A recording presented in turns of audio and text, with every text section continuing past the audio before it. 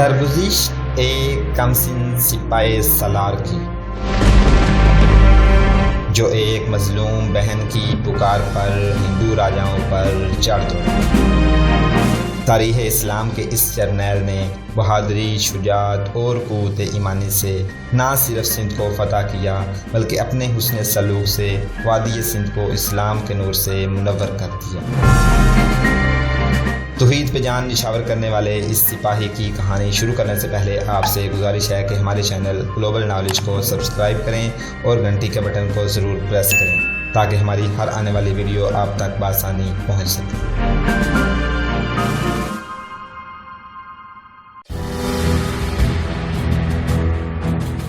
سندھ کے علاقے میں ان 5 اربوں کی موجودگی کوئی عجیب بات نہیں تھی۔ محمد بن قاسم کی پیدائش سے بہت پہلے عرب کے مسلمان ہندوستان کی زمین پر موجود تھے۔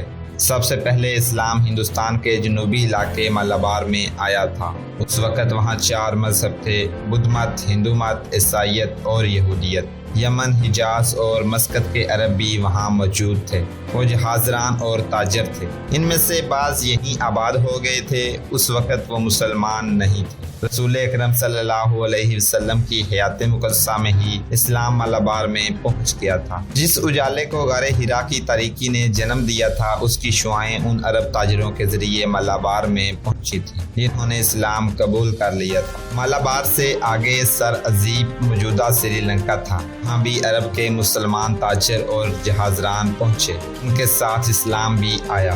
سر عزیب کے مقامی باشندے سب سے پہلے تو مسلمانوں کے اخلاق اور کردار سے متاثر ہوئے، اور جب مسلمانوں نے اسلام کی تبلیغ شروع کی تو لوگوں کو پتہ چلا کہ اسلام کے بنیادی اصول اور تعلیمات کیا ہیں، تو وہ اسلامی مساوات سے متاثر ہوئے۔ اسلامی راجا اور رایا کے تصور کو رد کرتا تھا، چنانچہ دوسرے مذاہب کے لوگ بڑی تیزی سے اسلام قبول کرنے لگے، یہاں تک کہ سر عزیب کے راجا نے بھی اسلام قبول کر لیا۔ مالابار کے راجا رموزن نے بھی اسلام قبول کر لیا تھا اور وہ رسول کریم صلی اللہ علیہ وسلم کی زیارت کے لیے روانہ ہوا، لیکن عرب کے ساحل سے کچھ دور بحری جہاز میں وہ فوت ہو گئے۔ اسے یمن کے ساحل پر ہی دفن کیا گیا۔ حضرت عمر کے دور خلافت میں ایک سالار عثمان بن ابی عاص نے ممبئی کے قریب تھانہ بندرگاہ کے علاقے پر حملہ کیا تھا۔ اس حملے کا مقصد یہ تھا کہ ہندوستان کے جنوبی علاقوں میں عرب کے جو تاجر اور جہازران جاتے ہیں ان کی حفاظت کے لیے ہندوستان کی کسی بندرگاہ پر قبضہ کیا جائے۔ یہ ہندوستان پر مسلمانوں کا پہلا حملہ تھا، مگر یہ حملہ امیر المومنین کے حکم کے بغیر کیا گیا تھا۔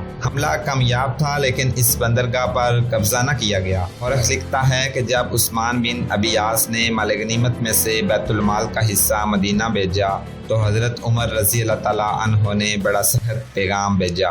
انہوں نے لکھا: میرے سقفی بھائی، تیری یہ کارروائی بہت خطرناک تھی۔ تو جو فوج اس حملے کے لیے لے گیا تھا وہ تو ایک کیڑے کی مانند تھی جسے تو نے لکڑی پر بٹھا کر سمندر میں ڈال دیا تھا۔ اگر یہ فوج اتنی دور جا کر کسی مشکل میں پھنس جاتی تو خدا کی قسم میں تیرے قبیلے ثقیف سے اتنے آدمی لے لیتا۔ اس کے کچھ ہی دنوں بعد عثمان بن ابی عاص نے امیر المؤمنین کی اجازت سے اسی علاقے پر ایک اور حملہ کیا۔ انہوں نے اپنے لشکر کو 2 حصوں میں تقسیم کر دیا تھا۔ ایک حصے کے سالار عثمان تھے اور انہوں نے دوسرے حصے کی کمان اپنے بھائی مغیرہ کو دی تھی۔ لشکر کا یہ حصہ بحری بیڑے میں گیا تھا اور سمندر کی طرف سے دیبل کے مقام پر حملہ کیا تھا۔ عثمان نے خود ایک اور مقام پر حملہ کیا تھا جو برج کے نام سے مشہور ہے۔ اس وقت راجہ چچ سندھ کا حکمران تھا۔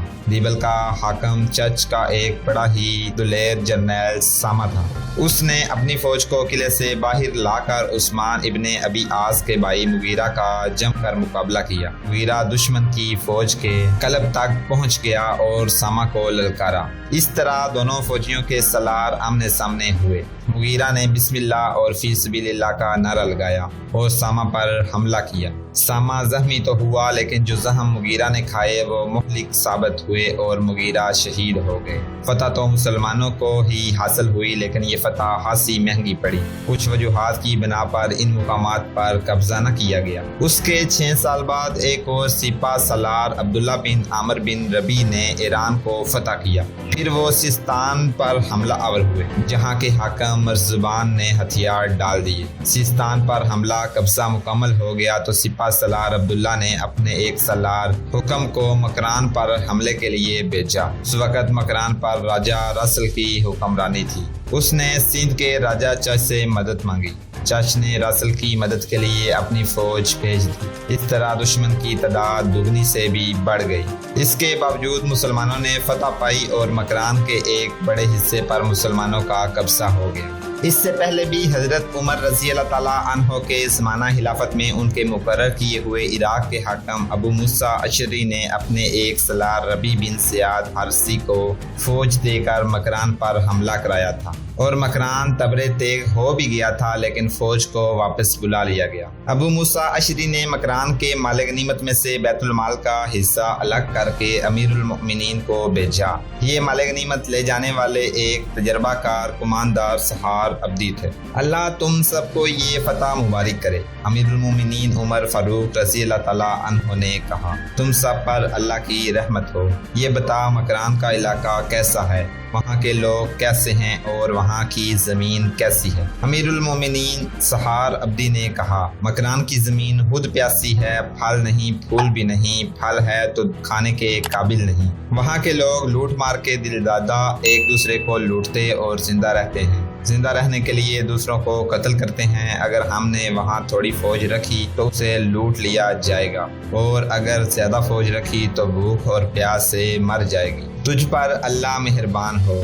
عمر فاروق نے سہار عبدی کی بات کرتے ہوئے کہا، تو شاعری کر رہا ہے، وہاں کے صحیح حالات بیان کر۔ امیر المومنین سہار عبدی نے کہا، جو دیکھا ہے وہ بیان کیا ہے۔ خدا کی قسم جو کوئی وہاں جائے گا یہی بتائے گا جو میں نے امیر المومنین کی خدمت میں بیان کیا ہے۔ صداقت کو نظر انداز نہیں کیا جا سکتا۔ نہیں سہار، امیر المومنین نے دو ٹوک لہجے میں کہا، مجاہدین اسلام کو بھوکا اور پیاسا نہیں مارا جا سکتا۔ کیسر و کسریٰ سے ہتھیار ڈلوانے والے مجاہدین کی یہ توہین نہیں کی جا سکتی کہ وہ سو رہے ہوں تو ڈاکو انہیں لوٹ لیں یا وہ بھوک اور پیاس سے سسک سسک کر جانے دے دیں۔ امیر المومنین عمر فاروق نے حکم دیا کہ مکران سے مجاہدین کے لشکر کو واپس بلا لیا جائے۔ مکران کے کچھ حصے پر قبضہ رکھا گیا، جو علاقہ حکم نے فتح کیا تھا اسے چھوڑ دیا گیا۔ ہندوستان کے مغربی علاقوں میں مسلمانوں کی پیش قدمی اور فتوحات مکران پر ہی ختم نہیں ہو جاتی، یہ تفصیلات خاصی طویل ہیں۔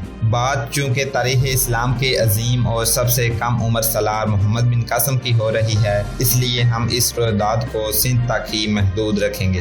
عمر فاروق رضی اللہ تعالیٰ عنہ کی شہادت کے بعد حضرت عثمان رضی اللہ تعالیٰ عنہ مسند خلافت پر رونق افروز ہوئے۔ اس دور میں بھی ہندوستان کے مغربی علاقوں میں مسلمانوں کی پیش قدمی جاری رہی۔ پھر حضرت عثمان رضی اللہ تعالیٰ عنہ کی شہادت کے بعد حضرت علی رضی اللہ تعالیٰ عنہ کی خلافت کا دور شروع ہوا، جس میں مسلمان قلعات تک پہنچے۔ اس کے بعد علی رضی اللہ تعالیٰ عنہ بھی شہید ہو گئے اور خلافت بنو امیہ کے پاس چلی گئی۔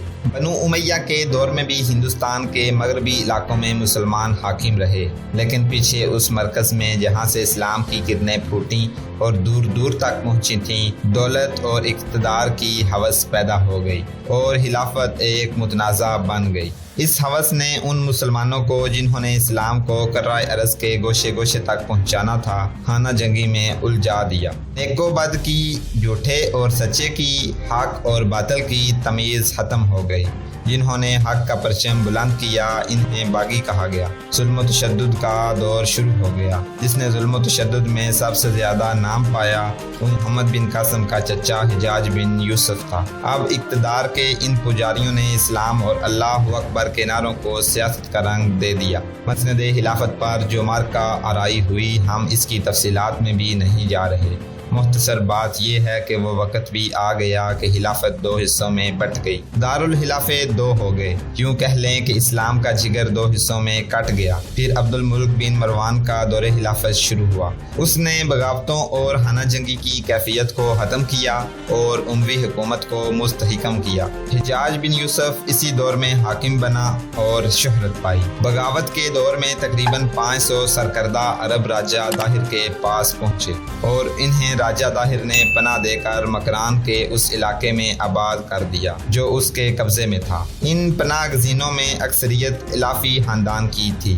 یہ ایک مشہور جنگجو قبیلہ تھا۔ بلال بن عثمان اپنے 4 ساتھیوں کے ساتھ پناہ لینے نہیں آیا تھا۔ چونکہ وہ اجنبی تھے اس لیے بھٹکتے اور چھپتے پھر رہے تھے۔ انہیں یہ بھی معلوم تھا کہ سندھ کے راجا نے عرب کی خلافت کے ساتھ دشمنی پیدا کر لی تھی۔ اس کی ایک وجہ تو یہ تھی کہ اس نے خلافت کے باغیوں کو پناہ دے رکھی تھی، اور دوسری وجہ یہ کہ اس کے باپ چچ نے مسلمانوں کے خلاف مکرانیوں کو مدد دی تھی۔ اس وجہ سے بھی بلال بن عثمان ڈرتا تھا کہ راجا طاہر انہیں گرفتار کر کے قید خانے میں ڈال دے گا۔